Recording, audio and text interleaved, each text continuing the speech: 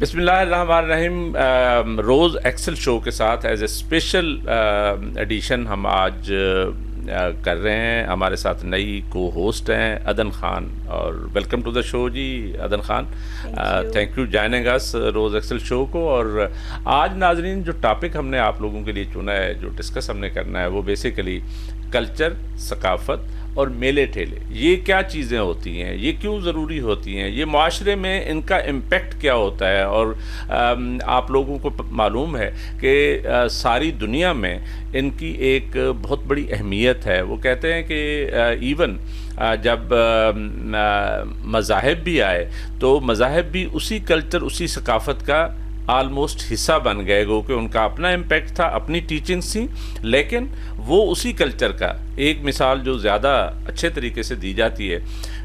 हम सारे मुसलमान हैं यहाँ पे, और मुसलमान जो है वो होने के बावजूद हमारा जो कल्चर है, हम पे इतना ज़्यादा उसका इम्पेक्ट है। आज भी हमारी शादियाँ, हमारे रसूम व रिवाज, हमारी चीज़ें वो बिल्कुल उसी तरह चल रही हैं जैसे इससे पहले मुआशरे में चलती थी। हाँ, उसमें थोड़ा सा एक एडिशन हो गया है, और ज़ाहिर है वो बाकी चीज़ें जो है ना कुछ हमारे इस्लाम के मुताबिक हैं, लेकिन जो कल्चरल चीज़ें हैं, जो यानी रसूम व रिवाज, अगेन मैं कह रहा हूँ, और जो हमारे वो चीज़ें हैं सकाफ़ती हैं, वो उसी तरह चल रही हैं। और आज भी अगर हम देखें तो हमारे मुआशरे में उसी तरह की रसूम व रिवाज के साथ शादी की जाती है जो इससे पहले की जाती थी। तो ये सारी वो चीज़ें हैं, और ये एक बहुत बड़ी पहचान भी होती है हर मुआशरे की। अगर आप पाकिस्तान की बात करें तो ज़ाहिर है हमारे 5-6 या इससे भी ज़्यादा कल्चरल आइडेंटिटीज़ हैं। एक केपी का अपना है, सिंध का अपना है, बलोचों का अपना है, पंजाब का अपना है, कश्मीर का अपना है। तो ये सारी वो चीज़ें हैं जो बहरहाल हर इलाके की एक पहचान होती है। हम किसी बंदे को देख के कहते हैं कि ये मुझे सिंधी लग रहा है, ये मुझे पठान लग रहा है, इसलिए कहते हैं कि वो अपने रहन सहन से, अपने लिबास से पहचाना जाता है। वही उस कल्चर और सकाफ़त का हिस्सा होता है। इसी तरह दुनिया में चले जाएं तो फिर अगेन आप यूरोप में चले जाएंगे, आपको यूरोप में एक डिफरेंट कल्चर मिलेगा। विद इन यूरोप बहुत सारे कल्चर मिलेंगे। अमेरिका चले जाएं, ऑस्ट्रेलिया चले जाएं, बीजिंग चले जाएं, सारी दुनिया में घूम फिर के देख लें तो हर कौम की अपनी एक आइडेंटिटी नज़र आती है। और आज इसी पे हमने डिस्कस करना है। और अदन खान ये बताएं कि आपको पता है ना कि ये जो हम और आप भी ज़िंदगी गुजार रहे हैं, ये किसी कल्चर, किसी सकाफ़त, किसी रसूम और रिवाज के तहत गुजार रहे हैं। तो आपको कैसा फ़ील होता है जब भी आप फील करती हैं कि you are from Karachi, I am from south Punjab? तो डेफिनेटली हमारी अपनी अपनी आइडेंटिटीज़ भी होती हैं। तो कैसा आपको फ़ील होता है? आपके वहाँ पे भी बहुत सारे आई एम श्योर कि मेले ठेले और सारी चीज़ें होती होंगी, तो वो कैसा आपको लगता है? ये सारा ये जो डाइवर्सिटी है किसी भी कल्चर में और लोगों में, तो आपको कैसा फ़ील होता है?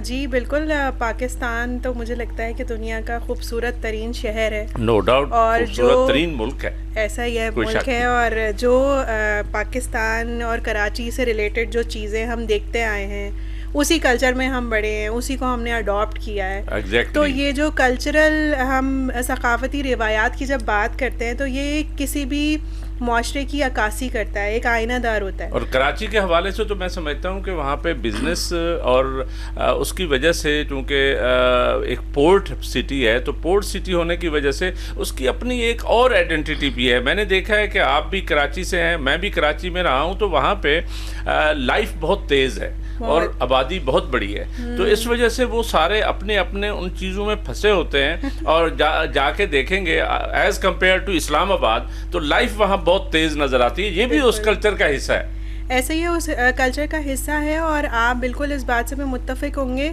कि कराची में इटसेल्फ बहुत सारे कल्चर जो है ना वो मर्ज हुए हैं। तो वो आप भी लांडी कुरंगी साइड पे चले जाएं या डीएचए में चले जाएं, तो वहाँ आपको डिफरेंट आइडेंटिटीज नजर आती हैं। बहुत ज़्यादा डिफरेंस आपको फील होगा, कल्चरल भी और लैंग्वेज वाइज भी। तो ज़ुबान भी डिफरेंट है।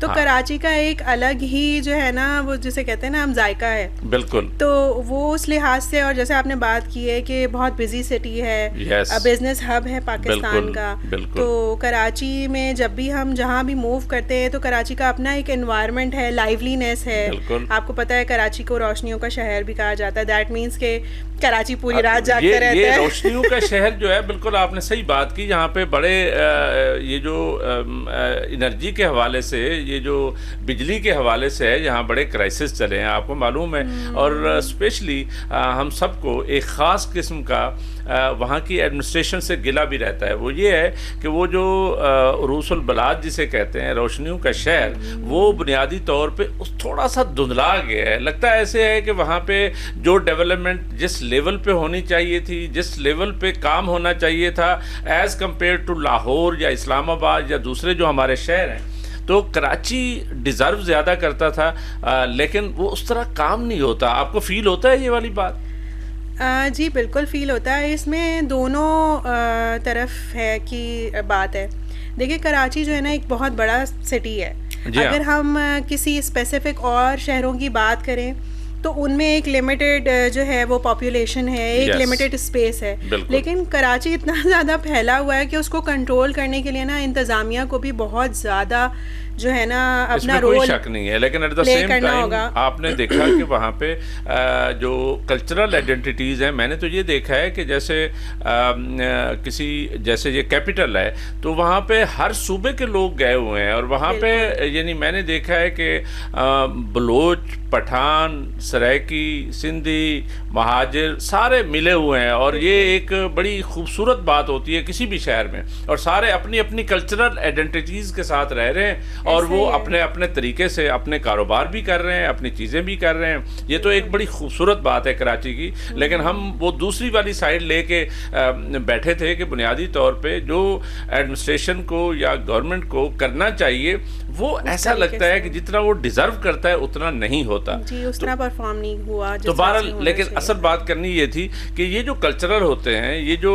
कल्चरल आइडेंटिटीज़ होती हैं, ये सारे पाकिस्तान में आपको नज़र आएंगी। यानी आप अगर आज केपी में चले जाएं तो केपी में आपको एक पठान कल्चर नज़र आता है। वहाँ गो के उसके साथ साथ हज़ारावाल भी हैं, उनका भी अपना एक कल्चर है। और साउथ ऑफ केपी में चले जाएं तो वहाँ पे पठान और सराइकी सारे मिले हुए हैं। तो इन सब की अपनी एक फाटा है, वहाँ पे अपनी आइडेंटिटी है, नो डाउट अबाउट इट। कि वो अपने तरीके से देखें, वो खटक डांस जो है वो कैसे कितना मशहूर है और उसका एक अपना एक ऑरा है। वो यानी ऐसे होता है कि वो जो खटक डांस जब हो रहा होता है तो हर किसी को पता है कि ये खटक डांस है। ये असल में उस कल्चर का हिस्सा है, ये उस सकाफत का हिस्सा है, ये उस आइडेंटिटी का हिस्सा है, उनकी पहचान है। और वो जाहिर है डेफिनेटली उसी तरीके से। अब अगर हम इस कल्चर से चले जाएं बलोच कल्चर में, अगेन वहाँ पे पश्तून भी हैं, बलोच भी हैं सारे, और बलोचों का अपना एक कल्चर है, अपनी उनका भी डांस मशहूर है। Balochi dance is very famous. Exactly. उनके गीत जो हैं, उनके सॉन्ग्स जो हैं, वो अगर सुने तो वो गो के हमें हम जैसों को समझ नहीं आ रहे होते, पश्तो भी समझ नहीं आ रही होती, लेकिन हम एंजॉय कर रहे होते हैं, बहुत एंजॉय करते हैं। ऐसा ही है। इस लिहाज से जो आई एम श्योर कि आप भी ये जो सॉन्ग्स हैं, चीज़ें हैं, ये आपको पसंद होंगी। तो आपको सबसे ज़्यादा ये बताएं कि पंजाबी सॉन्ग्स पसंद हैं, उर्दू सॉन्ग्स पसंद हैं, या ये है कि कल्चरल भी बात करें तो कौन सी चीज़ें आपको पसंद हैं?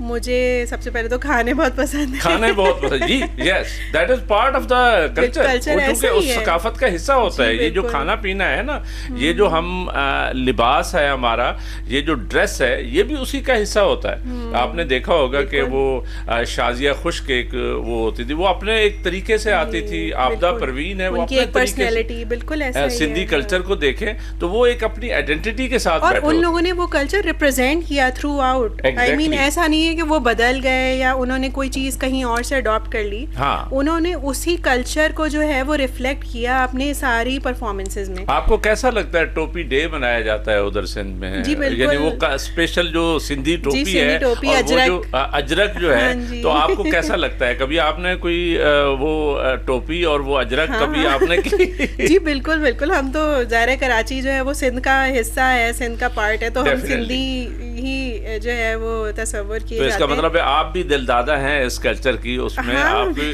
मतलब वो वैसे ज़रूर शेयर होनी चाहिए कि जिसमें आपने कोई सिंधी टोपी रखी हुई है या अजरक, जो अजरक तो खैर बहुत आम है क्योंकि हम जब भी जाते हैं तो किसी भी तकरीब में वो आपको एज ए तोहफा भी अजरक ही दे है। देते हैं जी। और वो सिंधी टोपी और सिंधी टोपी डे और ये सारे ऐसा ही चीज़ें है। मनाई जाती हैं बिल्कुल। और वहाँ का जो यानी सकाफत है वो बड़ी, और लाल शाहबाज कलंदर पे जो जी। धुन डाली जाती है वो धुन तो आपको मालूम है कि कितनी मशहूर है, बिल्कुल। सारी वर्ल्ड ओवर मशहूर है ऐसा और ही उस है। पे बड़े मतलब कवालियाँ भी होती हैं जी। कि ये कवालियाँ, ये जो धुनें और ये जो डांस, ये सारी चीज़ें उस कल्चर का हिस्सा होती हैं बुनियादी तौर पे।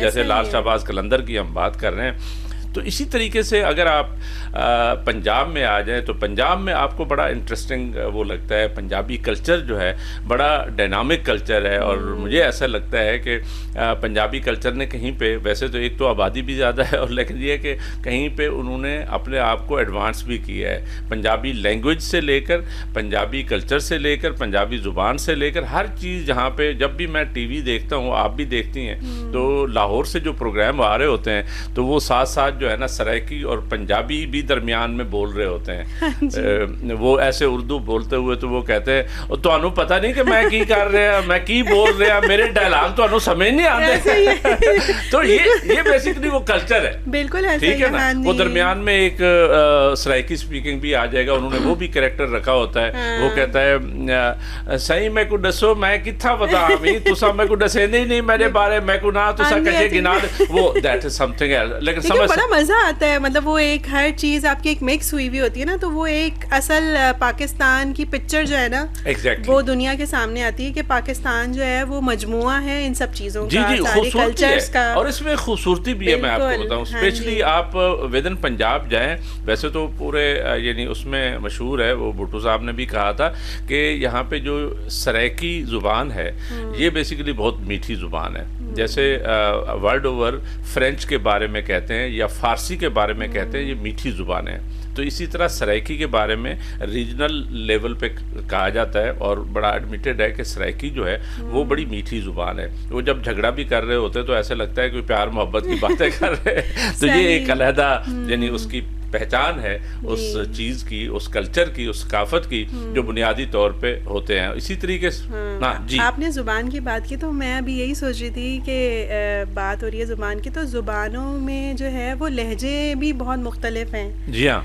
बिल्कुल। प्रोविंस टू प्रोविंस, शहर टू शहर लहजे भी बहुत वेरी करते हैं। बिल्कुल बिल्कुल। तो जब हम अब बात आप करें जो उर्दू बोल रही हैं वो जाहिर है आम हम जो उर्दू बोलते हैं उससे बहुत शुस्ता भी है, ज़्यादा खूबसूरत भी है, ज़्यादा बेहतर लगती है क्योंकि आप प्रॉपर वो जैसे अहले ज़ुबान होते हैं ना उस तरह वो बोल रहे होते हैं। लेकिन दूसरे जो है ना हमारी ज़ुबानें, यानी कोई पश्तून बोल रहा है, सिंधी बोल रहा है, सराइकी बोल रहा है, पंजाबी बोल रहा है, तो वो अपने अपने लहजे में बोल रहे होते हैं और लोगों को पता भी चल जाता है अच्छा ये जो है ना असल उर्दू स्पीकिंग नहीं है। तो लेकिन जो एक्चुअल अहले ज़ुबान है उनकी ज़ाहिर ज़ुबान की अपनी एक मिठास है, एक चीज़ है, वो जिस तरीके से कन्वे कर सकते हैं दूसरे उस तरह कन्वे नहीं कर रहे होते। लेकिन इस पर मुझे याद आ गया कि यहाँ पे जो उर्दू के बड़े बड़े शोरा गुजरे हैं वो ऐसा लगता है कि यानी अहले ज़ुबान में से, जिसको अहले ज़ुबान कहते हैं, नहीं थे।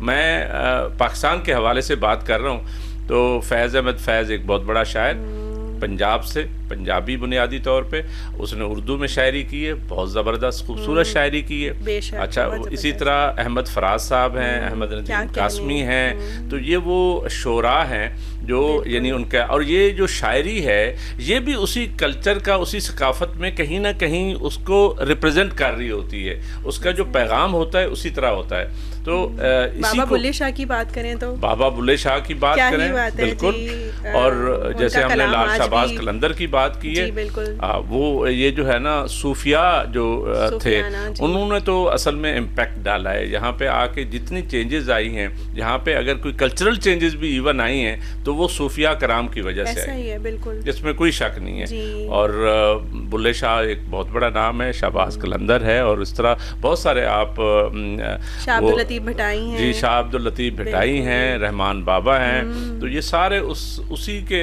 यानी बाहर से आए और वहाँ के कल्चर में रंगे गए और उसमें आके उन्होंने एक वैल्यू एडिशन किया। बिल्कुल ऐसा ही है। बात करें तो जैसे आरिफ लोहार साहब हैं, उन्होंने आकर अपना एक जो है वो लोहा मनवाया। बिल्कुल। और आज भी लोग उनके गाने और उनके जो कवालीज उन्होंने गाई और चीजें की, सुफियाना कलाम जो उनके थे, बिल्कुल बिल्कुल, वो आज भी लोग सुनते हैं। ऐसे ही नुसरत फतेह अली शाह साहब जो है, नुसरत फतेह अली बिल्कुल जो है वो बेहतरीन, वो भी आज तक जो है वो उनको सुना जाता है और उनको बल्कि उस्ताद माना जाता है। हाँ, लोग उनसे सीखते हैं, आज भी उनको सुन सुन के लोग सीख रहे हैं, आगे बढ़ रहे हैं आज की जनरेशन। ऐसे ही है। तो जो हमारे ये सारे लेजेंड्स हैं, उन्होंने भी एक बड़ा अच्छा इम्पैक्ट क्रिएट किया है, पाकिस्तान की पहचान बनाई है दुनिया में, और बहुत अच्छा कल्चरल एक इम्पैक्ट शो कराया दुनिया को। बिल्कुल। और उसका एक बहुत बड़ा इम्पैक्ट आप देखें, अगर वर्ल्ड ओवर आप चले जाएं तो आपको एक सब कॉन्टिनेंट, यानी जिसमें इंडिया भी है, पाकिस्तान भी है, बांग्लादेश भी है, श्रीलंका भी है, तो ये सारा सब कॉन्टिनेंट जो है, यहाँ का एक अलहदा कल्चर नज़र आता है। आप जहाँ पे भी फ़र्ज़ किया, आप और मैं अगर अमेरिका में या जर्मनी में या ऑस्ट्रेलिया में या बीजिंग में फिर रहे हैं, तो यहाँ इंडिया, पाकिस्तान, मतलब बांग्लादेश, श्रीलंका, कोई बंदा नजर आएगा तो आपको फौरन पता चल जाएगा ये अपने बंदा आ गया। तो ये कहाँ से पता चलता है? ये बेसिकली उसी कल्चर का, सकाफत का हिस्सा होता है, उसकी चाल ढाल से, उसकी बात से, उसके रंग से, कलर से, मतलब हर कम्प्लेक्शन से पता चल जाता है कि ये बुनियादी तौर पे। एग्जैक्टली। तो ये वाली चीजें जो हैं, और इसी तरीके से हमारे जो यहाँ का मशरकी कल्चर जिसे कहते हैं, ओरिएंटल कल्चर जो है, वो एक अपनी पहचान है, उसमें ज़ाहिर है एक अपनी खूबसूरती भी है, और वो आपको डिफरेंट नज़र आता है as compare to the western culture. Western culture जो है वो ज़्यादा ओपन है, उनकी ओपननेस बहुत ज़्यादा है। यहाँ पे जो कल्चर है उसमें कोई थोड़ा सा लिहाज, चीज़ें, वो जिसको कहते हैं शर्मा, वो हमारी जो ख़ानदानी एक रिवायात चलती चली आ रही हैं, वो आज भी जो है वो अपने अंदर एक बहुत बड़ा समंदर समाये हुए हैं, और हम आज भी उनको फॉलो कर रहे हैं, और ये बड़ी अच्छी बात है। ऐसे ही है। वेस्ट का कल्चर हालांकि मुझे लगता है कि हमारे अंदर भी आता जा रहा है, लेकिन अभी भी ग्लोबल विलेज बन गया है ना, टेक्नोलॉजी का दौर है। वो एक ज़माने में आपको मालूम है कि जब वो कहते हैं कोलंबस गया था ढूंढने इंडिया को, तो वो अमेरिका पहुंच गया और उसने कहा कि ये मैं कोई यहाँ पे उसमें आ गया हूँ, वो क्या कहते हैं, इंडिया की कोई शक्ल है। आपको पता है रेड इंडियंस क्यों कहते थे? उसने कहा कि मैं इंडिया पहुंच गया हूँ, लेकिन यहाँ पे इंडियन ब्लैक नहीं है, यहाँ पे रेड है। तो वो अमेरिका पहुंचा हुआ था। तो वो होता यही है कि इंसान ने एक ज़माने में इतनी बड़ी, अब तो खैर जाहिर है जैसे आप कह रही हैं बड़ा इम्पैक्ट है, अब हमारा लिबास जो है, हमारी चीज़ें जो हैं, वो भी कहीं ना कहीं उससे जुड़ी हुई हैं। जो टेक्नोलॉजिकल रेवोल्यूशन आया है, जो टेक्नोलॉजी की वजह से एक इनकलाब आ चुका है, उसकी वजह, अब तो एआई का दौर चल रहा है अदन, आपको मालूम है कि अब सारी चीज़ें ना एक दूसरे पे इम्पैक्ट करती हैं। अब हमारे इवन टेस्ट, खाने पीने के टेस्ट भी चेंज हो रही हैं। अब हम मैकडोनल्ड के आदी होते जा रहे हैं, KFC के आदी होते जा रहे हैं। लेकिन ये हकीकत है कि जो बड़ी कौमें होती हैं, उन्हीं का, जो तरक्की याफ्ता कौमें होती हैं, उनका इम्पैक्ट हो रहा होता है। गो के वो बड़ा स्लो होता है। ऐसा नहीं है कि एकदम जो है ना, ये जो रोज़मर्रा की चीज़ें, ये तो अपनी जगह पे है। वैसे बाय द वे, आप जो है ना माशाल्लाह मॉडर्न है, तो आपको वेस्टर्न कल्चर पसंद है या ईस्टर्न आपको अच्छा लगता है? मुझे ईस्टर्न कल्चर ही पसंद है। और वेस्टर्न कल्चर के बारे में वैसे आपकी क्या राय है? आप क्या समझती हैं, ये कल्चर अच्छा है? क्योंकि वहाँ पे उनकी अपना वैल्यू सिस्टम है, यहाँ पे अपना वैल्यू सिस्टम है। तो आपको कैसा लगता है अमेरिकन कल्चर, वेस्टर्न कल्चर, या फॉर दैट मैटर हम ईस्ट में चले जाएं तो हमारे पास चाइनीज़ कल्चर आएगा, जापानीज़ कल्चर आएगा, ऑस्ट्रेलियन, मतलब मुख्तलिफ कल्चर है, अफ्रीकन कल्चर। हर कल्चर की जो है वो हसन साहब अपनी जो है वो कुछ अच्छाइयाँ भी हैं और कुछ बुराइयाँ भी हैं। डेफिनेटली। वेस्ट की अच्छाई ये है कि वेस्ट आपको पूरा मौका फराहम करती है। हाँ, वेस्ट में कोई जी इनफरादियत नहीं है। हाँ। हर चीज़ हर बंदे के लिए अवेलेबल है। और हर बंदे को मौका बराबर का फराहम किया जाता है। पढ़ाई के बहुत मौके हैं वहाँ पे। इतनी सारी अच्छी अच्छी बातें अदन आपने बता दी हैं, आपको फिर भी वेस्टर्न कल्चर अच्छा नहीं लगता? हाँ, मुझे नहीं अच्छा लगता। क्योंकि मुझे इसलिए नहीं अच्छा लगता क्योंकि ये सारी चीज़ें हैं, ये अब हमारे यहाँ भी आस्ता आस्ता फैमिलीज अडॉप्ट करती जा रही है, विच इज़ वेरी गुड। सही। लेकिन वेस्ट की एक जो बिल्कुल एक खुला माहौल है, हमारे अंदर ये जो एक जिसे कहते हैं ना, जो हमारा मशरकी एक हुस्न है, हमारी एक मशरकी जो रिवायात हैं, बिल्कुल, बिल्कुल। वो हमें एक बहुत मुनफरिद बनाती हैं और वेस्ट वाले बड़े इम्प्रेस होते हैं। मैं आपको बताऊं, अब वेस्ट वाले हमारी रिवायात को अडॉप्ट कर रहे हैं, आस्ता आस्ता हमारे फैमिली कल्चर्स को कर रहे हैं। ग्लोबल विलेज हो गया है तो जाहिर है बहुत सारी चीजें यहाँ से वहाँ भी ट्रांसफर हो रही हैं, एक्सचेंजेस हो रही होती हैं, तो उसमें यही चीजें एक दूसरे को दिखा रहे होते हैं। कोई मैंने देखा है कि हमने लाल शाहबाज कलंदर की बात की, तो आपको आप अगर गूगल में जाके सर्च करें तो आपको मालूम होगा कि यहाँ बहुत सारे अंग्रेज आए होते हैं, बाहर के लोग आए होते हैं जो बाकायदा उधर धमाल डाल रहे होते हैं और वो कर रहे होते हैं, वो बड़ा एंजॉय करते हैं और वो जाके वहाँ बताते हैं, उनकी वीडियोस चली जाती हैं, सारा वो मतलब यहाँ के कल्चर से, जैसे आपने बिल्कुल सही बात की कि यहाँ से बड़े इम्प्रेस होते हैं, जैसे हम भी बहुत सारी चीज़ों में इम्प्रेस होते हैं। मुझे उनकी ओपननेस बहुत अच्छी लगती है, मैं पर्सनल बात कर रहा हूँ, तो वो यानी हर चीज़ जो है ना वो एक दूसरे से शेयर कर रहे होते हैं। हमारा कल्चरल वैल्यू सिस्टम कुछ थोड़ा सा डिफरेंट है, ओरिएंटल जिसे कहते हैं या मशरकी जिसे कहते हैं, उसमें हम शेयरिंग कम करते हैं। यानी हमारे जो वालिदैन होते हैं, बुजुर्ग होते हैं, उनके साथ जो हमारी एक्सचेंजेस हैं वो उतनी फ्रीक्वेंटली यंगस्टर्स की नहीं हो रही होती, जबकि वहाँ पे हो रही होती है। गो के ये चीज़ें यहाँ पे भी खैर ब्रेक डाउन का हिस्सा है। अब तो ज़ाहिर है हर चीज़ जो है ना वो उस पर भी कोई बहुत सारे नए चीज़ें जो है ना आ रही हैं, और मैंने देखा है कि आपने भी देखा होगा कि अब यंगस्टर उस तरह वो बुज़ुर्गों के हवाले से गो के मुझे और आपको शायद ये बात पसंद ना हो, लेकिन वो वाली रिस्पेक्ट जो पहले हुआ करती थी वो ज़रा कम हो गई है, इवन टीचर्स की। मैंने देखा है कि ये बड़ा मतलब अजीब सा एक नया कल्चर आया है, तो इसको कल्चर तो नहीं कहना चाहिए, एक ट्रेंड आया है। उस ट्रेंड में आपने देखा होगा कि चूँकि कैपिटलिस्ट सिस्टम है सारा, यानी अमीर गरीब का चक्कर है, तो वो बच्चे जो जा रहे होते हैं अब ये सिटी स्कूल और बीकन हाउस और मुख्तलिफ जो आज के मॉडर्न स्कूल सिस्टम है, तो उसमें जा रहे होते हैं। मैंने ये ऑब्जर्व किया है, वैसे होना नहीं चाहिए कि वो बच्चे जो है ना समझते हैं कि हम तो पैसे के जोर पे पढ़ रहे हैं और टीचर जो पढ़ा रहा है ये अपनी नौकरी के लिए पढ़ा रहा है। वो एक रिस्पेक्ट होती थी, एक बड़ा एक दौर होता था, वो वाली चीज़ें कम होती नज़र आ रही हैं। ट्रेंड जो है ना वो थोड़ा सा चेंज हो रहा है, या कल्चरल वैल्यू सिस्टम चेंज हो रहा है। ये बड़ी मुझे ज़ाती तौर पे थोड़ा सा अफसोस भी होता है कि ये होना नहीं चाहिए, क्योंकि हमारा बहुत खूबसूरत कल्चर है। ऐसा ही है हसन साहब, आपने बहुत, ये तो एक ऐसा टॉपिक है कि जिसके ऊपर स्पेशल प्रोग्राम होना चाहिए। हाँ, क्योंकि देखिए हर चीज़ कर लेंगे हम, एक एजुकेशन पे हम कर लेंगे बिल्कुल। क्योंकि देखें वही बात है, फैमिली सिस्टम जो है ना उससे चीज़ें फिल्टर हो रही है ना। Exactly. बच्चा जो है वो जो सुन रहा है वही एक्सेप्ट कर रहा है और वही डिलीवर भी कर रहा है। बिल्कुल। इसी तरह से जो टीचर्स हैं, पहले टीचर्स इतने मुखलिस होते थे, मुझे आज तक याद है, मतलब मैं भी कोई इतनी पुराने उस दौर की नहीं हूँ, लेकिन हमारे ज़माने के भी टीचर यंगस्टर्स में से हाँ जी बिल्कुल।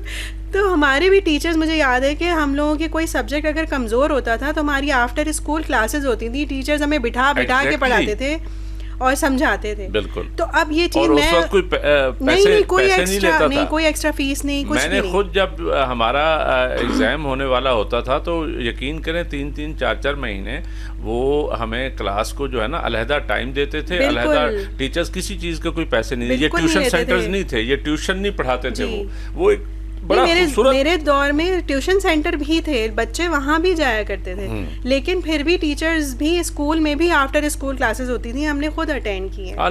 लेकिन अब वो रुझान ज़ाहिर है वो ट्यूशन सेंटर तो इसलिए आया कि हमने as a government, as a state, वो जो टीचर्स की बेसिकली तो इन्फ्लेशन हो रहा होता है, तो चीज़ें महंगाई हो रही होती है, उन गरीबों का गुजारा नहीं होता था। हमने उन टीचर्स को जिनकी बहुत इज्जत करनी थी, जिनको बहुत हमने, यकीन करें वेस्ट में चले जाए, मुझे एक बात बहुत अच्छी लगती है, हार्वर्ड से लेकर MIT से लेकर ऑक्सफोर्ड तक, तो वहाँ पे ये हो रहा है कि टीचर की बहुत बड़ी वैल्यू है। आपको मालूम है कि किसी कोर्ट में भी चले जाए तो जब वो कहता है कि मैं टीचर हूँ तो जज जो है ना खड़ा हो जाता है, वो हाँ बिल्कुल ऐसा ही है।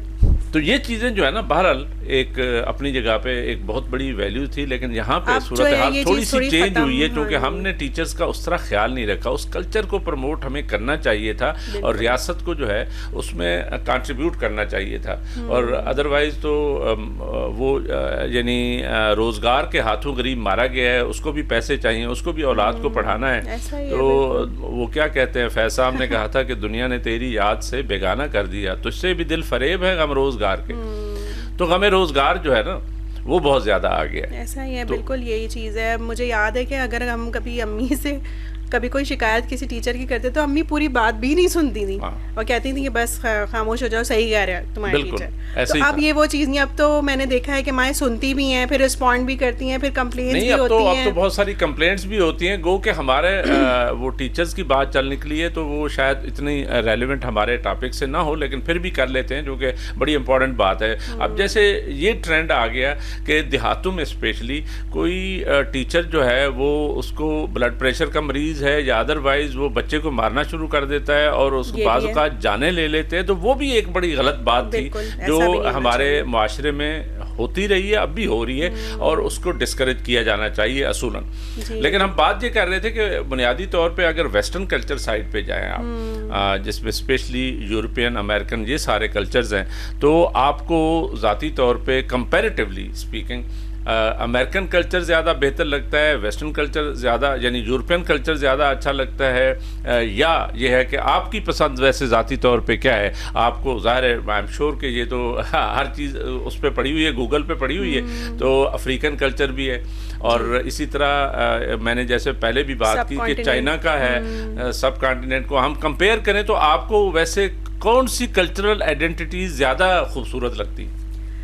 देखिए, वैसे तो मुझे जापानीज कल्चर भी अच्छा लगता है। जापानीज अच्छा लगता है, वो बड़े फोकस, वैसे बहुत जबरदस्त कल्चर है। नहीं, आपने सही बात की, मुझे भी बहुत पसंद है जी। वो बड़े ऑर्गेनाइज्ड हैं, सिस्टमेटिक हैं, उनके बच्चे भी बहुत ऑर्गेनाइज सिस्टमेटिकली, और प्रॉपर एक जो है ना उनका एक सिस्टम बना हुआ है। बुद्ध मत के मानने वाले हैं, बड़े पीसफुल लोग। हाँ जी, वेरी पीसफुल और काम और कूल टाइप की जो है ना वो उनकी नेशन है। इसी तरह से फिर हम उससे उस तरफ चले जाएं तो हम अगर बात करें यूरोपियन कल्चर की, तो वो लोग भी जो है यूरोप का भी अपना कल्चर है, वो भी ज़रा थोड़े से खामोश तबीयत के लोग हैं, टू द पॉइंट बात करते हैं। अमेरिकन कल्चर में आपको पता है फ्रीडम ऑफ स्पीच इतनी है कि वो रुकते ही नहीं है बात करने से। वो एक डिफरेंट कल्चर है। अभी तो ये प्रेसिडेंट ट्रम्प नहीं रोक रहा है, पता नहीं कब वो बिल्कुल कल्चरल मिसाल है। आपने बात की तो वो जो है ना, देखिए ये भी एक वहाँ के ज़ाहिर है प्रेसिडेंट दूसरी दफ़ा इलेक्ट हुआ है और ये बहुत बड़ी बात है, और ज़ाहिर है उसका अपना एक मिजाज है, अपनी कुछ चीज़ें हैं जो बुनियादी तौर पर चल रही हैं, तो वो आप ये देखें कि लेकिन मेरा ख्याल है कि बाई एंड लार्ज ये बहुत बड़े वहाँ की कल्चरल आइडेंटिटी का शो नहीं करता, शायद डिस्प्ले नहीं करता, क्योंकि वो उसकी अपनी एक शख्सियत है, अपनी एक उसकी तो वाकई अपनी एक अलग शख्सियत है। लेकिन वैसे आपको ये वाला जो है, जैसे ऑस्ट्रेलिया भी एक बहुत बड़ा मुल्क है, कॉन्टिनेंट है, न्यूजीलैंड, ऑस्ट्रेलिया, और इसी तरीके से अफ्रीका एक बहुत बड़ा कॉन्टिनेंट है। एशिया में भी देखें तो मिडल ईस्टर्न कंट्रीज है हमारे, मशरिक वस्ता के कंट्रीज, सऊदी अरब से लेकर यूएई से लेकर कतर और ये सारे हैं, और इनको अगर हम विदिन मुस्लिम यानी अगर कल्चर का नाम दें तो उनकी भी आइडेंटिटीज अलग-अलग है। ऐसा ही है, बिल्कुल। उनका पहनना ओढ़ना डिफरेंट है, उनके खाने पीने डिफरेंट हैं, उनके भी त्यौहार आते हैं। एग्जैक्टली। तो वो भी आपको मालूम है कि वो जो यहाँ पे तो शिकार विकार भी करने आते थे ये यूएई वाले, या सऊदी भी शायद आते हों, तो वो यहाँ पे बाकायदा एयरपोर्ट्स उन्होंने बना दिए, रहीम यार खान साइड पे आपको महल बने हुए हैं, और वो फिर आके इधर जो है ना शिकार भी करते हैं, उनका एक ख़ास कल्चर है, और वो उसको यानी स्पेशली ये जो कैमल्स और उनके साथ उनकी एक आइडेंटिटी है, और ये जो चोलिस्तान की तरह के सहारा टाइप के वहाँ पे चीज़ें हैं, तो वो उनकी अपनी एक ज़बरदस्त आइडेंटिटी है, वो उनकी ज़ात का हिस्सा है असल में। ये सारी चीज़ें जो है ना, जो उनका एनवायरनमेंट है वो उनकी ज़ात में भी शामिल है। बिल्कुल। वो सारी चीज़ें लेकर आज भी चल रहे हैं। एग्जैक्टली। ये बेसिकली जो कल्चर हैं, ये जो सकाफतें निकली हैं, ये बेसिकली एक सिविलाइजेशंस का हिस्सा होती हैं, और सिविलाइजेशंस ही मेन होती होती हैं, जैसे मेसोपोटामिया एक सिविलाइजेशन थी, ये नाइल की एक सिविलाइजेशन थी दरिया नील के साथ जुड़ी हुई, इसी तरह इंडस सिविलाइजेशन थी, इसी तरीके से यूरोपियन है, इसी तरीके से अमेरिका खैर बाद में आया तो वो सिविलाइजेशन उस तरह नहीं थी। और अगर हम ईस्ट में चले जाएं तो ये चाइना और जापान और यहाँ के एक अपनी एक सिविलाइजेशन थी। तो ये सारी सिविलाइजेशन जो है यानी पूरी एक सोसाइटी है वो उसका हिस्सा है, उसी में से कल्चर निकल रहा है, उसी में से एक सकाफती ट्रेंड्स निकल रहे हैं और वही आपकी खूबसूरती है। और जो आप अपने यानी आप लैंग्वेजेस को भी देखें तो वो भी बड़ी डिफरेंट टाइप की लैंग्वेजेस होती है, यानी विद इन यूरोप भी जाएं आप तो आपको लगेगा जर्मन ज़रा डिफरेंट है, इंग्लिश डिफरेंट है, फ्रेंच डिफरेंट है, हाँ। तो वो भी उनकी यानी उनके बोलने का तरीका डिफरेंट है, बिल्कुल ऐसा ही है, हाँ। तो ये सारी चीज़ें, इसी तरह आप ईस्ट में चले जाएं तो ये जो चीनी ज़ुबान है या जापानीज़ ज़ुबान है ये भी अपनी एक उनकी बिल्कुल अलहदा आइडेंटिटी है। तो ये लेकिन खूबसूरती ये है कि इंसान ने देखें मुख्तलिफ लैंग्वेजेस मुख्तलिफ इलाकों में जब वो डिफरेंट सिविलाइजेशंस का हिस्सा थे, जब तरक्की कर रहे थे, उनकी लैंग्वेजेस डेवलप हुई हैं और वो लैंग्वेजेस जब डेवलप हुई हैं तो उन्होंने अपनी अपनी आइडेंटिटी इख्तियार की है। जैसे विद इन पाकिस्तान में अगर देखें तो पश्तो डिफरेंट नज़र आएगी, बलोची डिफरेंट है, पंजाबी डिफरेंट है, तो ज़ुबानें जो है ना उन्होंने इवाल्व किया है और वो सारे एक जगह पे जाके इकट्ठे हो गए। यानी आज जो है आप और हम अगर वर्ल्ड ओवर वो जो हम ग्लोबल विलेज की बात करते हैं तो आप इधर जो है ना वो ट्रांसलेटर डाल लें तो जो भी ज़ुबान बोल रहा होगा उसका ट्रांसलेटर हमें बता देगा इंग्लिश में या उर्दू में कि ये बात कर रहा है। तो एक ज़माना था जब ये वाली चीज़ें नहीं थी, लेकिन इंसान ने इतनी टेक्नोलॉजी ने तरक्की की है और वो, लेकिन ये बेसिकली उस सिविलाइजेशन का, उस कल्चर का, उस सकाफत का हिस्सा थी ये ज़ुबानें और उसी से ही उनकी यानी नावल निगारी से लेकर अफसाना निगारी से लेकर शायरी से लेकर हर चीज़ वहाँ पे उनके अपने वो यानी चीज़ों को रिप्रेजेंट कर रहे थे। और हर ज़ुबान में जो किताबें भी लिखी गई हैं वो भी डिफरेंट। मैं स्पेशल ब्राज़ीलियन एक नावलिस्ट है पालो कोयलो, उससे बड़ा मुतासर हूँ, शायद आपने पढ़ा हो। तो वो क्योंकि उसकी जो वहाँ की कल्चरल वैल्यू सिस्टम है, मुझे ऐसा लगता है कि वो जैसे हमारे यहाँ सब कॉन्टिनेंट भी उसी तरह का था। हमारा जो देहात है, हमारे जो लोग हैं वो भी उसी तरह को सोचते थे और उसी तरह कर रहे होते थे। गो के उनकी जाहिर है कल्चर ज़रा डिफरेंट होगा, लेकिन उनकी लोगों का जो यानी रहन सहन है और वो जिस तरह सोचते थे वो मुझे एक जैसा लगा। हाँ जी, ऐसा ही है। वो बड़ा जो है वो उसकी एक डीप थिंकिंग है जो उसने बुक्स में अपने जो है वो लिखी है। और उससे यही लगता है कि वो हमारे कल्चर को ज़्यादा जो है वो से कनेक्ट कर रहा है। हाँ जी, तो ऐसा ही है उसने जो वो आपने उसका कोई नावल पढ़ा है? मैंने उसका बिल्कुल बड़ा मशहूर नावल है, मैं बिल्कुल अल्केमिस्ट जी, वो सबसे ज्यादा मशहूर है। वैसे उसकी बहुत सारी बहुत सारी हैं। हाँ, अल्केमिस्ट तो बिल्कुल पढ़ा था और उसी से, बल्कि उसी में उसने जिस तरह की जो है वो बातें लिखी हैं वो बिल्कुल अरब वर्ल्ड और इस तरफ की वो बड़ा खूबसूरत मैसेज दिया है। असल में उसने वो एक यानी भेड़ बकरियां चराने वाला जो है ना ख्वाब देखता है और वो ख्वाब के पीछे चला जाता है कि मुझे मैंने वहां जाके पता नहीं क्या करना है और अल्टीमेटली उसको वापस अपने कल्चर में अपनी जगह पे आना पड़ता है, क्योंकि उसको पता चलता है कि जो चीज मैं ढूंढ रहा हूँ, जो खजाना ढूंढ रहा हूँ भाई उधर दूर नहीं है, वो इधर ही है। अपने ही जहाँ पे मैं भेड़ बकरियां चला रहा था इधर ही पड़ा हुआ था। मैं ख्वाब देख के, तो वो बेसिकली एक बड़ा स्ट्रांग मैसेज जाता है कि आप और हम अपने अपने ख्वाबों के पीछे बहुत दूर चले जाते हैं। हालांकि ख्वाब आपके उधर ही पूरे हो सकते हैं जहां आप बैठे होते हैं, जहां रह रहे होते हैं। यानी आपका अपना मुल्क जो है वो इतना खूबसूरत है, आपके कल्चर इतना खूबसूरत है, आपकी आइडेंटिटी इतनी खूबसूरत है, तो आप वहीं पे कंट्रीब्यूट करें बजाय इसके कि आप भागें यहाँ से और किसी और माशरे में चले जाएं। और वहाँ पे ये भी खैर शायद इतनी बुरी बात ना हो, लेकिन ये है कि आप चले जाते हैं वहाँ जाके बड़ा रोल प्ले करने की कोशिश करते हैं। बहुत दफ़ा 90% से ज़्यादा लोग नाकाम हो जाते हैं। वो गरीब they come back to their homeland. तो ये एक इंसानी जो है ना एक अलमिया भी है, लेकिन ये ज़ाहिर है उस यानी इंसान जहाँ जहाँ से जो सीखता है, जो जैसे परिंदे हम देखते हैं। अब सर्दियों में आपने देखा होगा कि साइबेरियन से या रशिया से जहाँ सर्दी ज़्यादा पड़ती है, तो ये मुर्गाबियाँ और ये जो है ना, ये सारे आ जाते हैं इधर, और वो गरीब इधर, और यहाँ पे आके फिर हमारे जैसे जो जालिम लोग हैं वो उसका शिकार कर लेते हैं। वो गरीब ज़िंदगी बचा के आती है उधर से इधर जो है ना। ये एक अलहदा यानी इंसानी एक या परिंदों का या ओवरऑल नेचर का एक हिस्सा है जिसने कहीं ना कहीं अपनी चीज़ों का इम्पैक्ट डाला है, क्योंकि ये जो शिकार का कल्चर है ये भी एक डिफरेंट सा कल्चर है। ये पता नहीं इंसान की उसका सृष्टि का हिस्सा है, क्योंकि वो मतलब जैसे कहते हैं ना, बड़ी मछली छोटी मछली को खा जाती है, उसकी यानी ज़रूरत होती है। शायद इंसान की भी ज़रूरत होती होगी,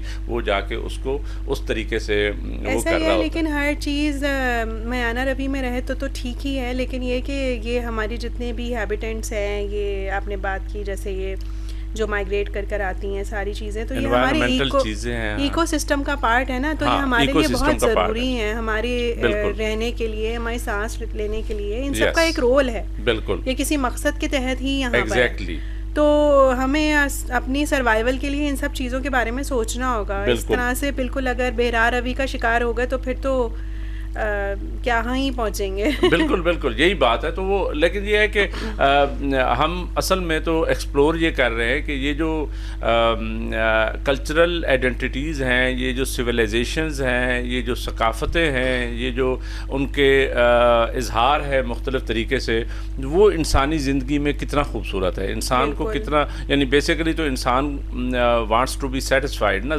सेटिस्फैक्ट्री लाइफ गुजारना चाहता है, खुशी हासिल करना चाहता है, वो द कंक्वेस्ट ऑफ हैप्पीनेस जो है ना, बुनियादी तौर पे वो आपका एक गोल होता है। आप खुश रहना चाहते हैं, खुश रहने के लिए आप मुख्तलिफ तरीके करते हैं। जैसे हमने गमे रोज़गार की भी बात कर ली, तो इसी तरीके से आप बहुत दफ़ा आपने देखा होगा जो यानी अल्लाह ताला ने कोई ऐसा सिस्टम रखा है, गरीब अमीर का के लिए खुशी और गमी एक जैसी होती है। जो बिलियनियर है वो भी हर वक्त खुश नहीं होता, और इसी तरीके से जो पेनीलेस है वो हर वक्त परेशान नहीं होता, क्योंकि अल्लाह ताला ने एक सिस्टम रखा है। उस सिस्टम का बहरहाल ये कल्चरल आइडेंटिटीज़ हमें एक खुशी भी देती हैं, और वो हम ऑब्जर्व भी करते रहते हैं, जाते भी रहते हैं, पार्टिसिपेट भी करते रहते हैं। फेस्टिवल्स हमारे बहुत खूबसूरत हैं जो पाकिस्तान का हिस्सा हैं। अब इसी तरीके से हम अगर अर्बन रूरल कल्चर को देखें तो वो फिर उसकी अपनी एक आइडेंटिटी होती है। यानी मेरे पास, मैं चूँकि देहात का आदमी हूँ, तो मेरे दोस्त जो शहर से आते थे, यकीन करें वो इतना एंजॉय करते थे, वो कहते थे क्या खूबसूरत है, ये देखे खेत हैं, चीज़ें हैं। तो वो हम जैसे देहात के लोग शहर में आके बड़े खुश होते थे, तो हमेशा हम एक दूसरे से मजाक भी करते थे, हाँ जी बत्तियां देख ली ने। तो वो जो है ना, बहरहाल ये एक बहुत खूबसूरत जो है ना एक कल्चरल चीज़ें हैं जो आपस में जब मिलते हैं। अब तो ज़ाहिर है गमे रोज़गार के चक्कर में देहाती भी गरीब सारा दिन कोशिश करता है वो शहर में आ जाए, क्योंकि हमारे यहाँ अफसोसनाक बात यह है कि जो अर्निंग अपॉर्चुनिटीज़ हैं वो शहर में हैं, देहात में बहुत कम है। हालांकि देहात ज़्यादा खूबसूरत है। वैसे देहात का मैंने देखा, मैं कनाडा गया तो वहाँ मैंने देखा अमेरिका में भी जो उनके देहात थे वो शहरों से वाकईतन ज़्यादा खूबसूरत थे, और वहाँ के जो लोग थे वो भी ज़्यादा सिंपल स्ट्रेट फॉरवर्ड थे। तो वहाँ पे मैंने देखा कि वो रेल पेल उस तरह नहीं थी। वहाँ की जो कल्चरल आइडेंटिटी मैंने देखी वो ज़्यादा, यानी रूरल साइड पे मैंने ज़्यादा खूबसूरती देखी एज़ कम्पेयर टू शहर के अपने रंग होते हैं। ज़ाहिर है लंदन आप जाएंगे तो दैट इज़ डिफरेंट, और अगर देहात में यानी यूके के देहात में चले जाएँ तो डिफरेंट होगा। ये सारी वो कल्चरल आइडेंटिटीज़ हैं, ये वो सारी चीज़ें हैं जो बेसिकली इंसान की ज़िंदगी का हिस्सा है, और वो उससे खुशी भी हासिल करता है, उससे चीज़ें यानी ये जो ग्लोबल विलेज बना है टेक्नोलॉजी के थ्रू, हम एक दूसरे के साथ एक www में वेब में आ गए हैं। हाँ तो वो बहरहाल एक दूसरे पे, जैसे आपने कहा, वो इम्पैक्ट भी डाल रहा होता है, और उसमें कोई बुरी बात नहीं है। ज़ाहिर है एक दूसरे से इंसान से सीखता है, और उसकी चीज़ें एक दूसरे से मिलती जुलती हैं, और बहरहाल ये चीज़ें कहीं ना कहीं इंसान की तरक्की का बायस भी है, एक दूसरे से सीखने के अलावा अगर ऐसा ना बिल्कुल होता सही तो है। ज़ाहिर है पहले ज़माने में जब अलेक्जेंडर द ग्रेट जो है ना वो वहाँ से चला था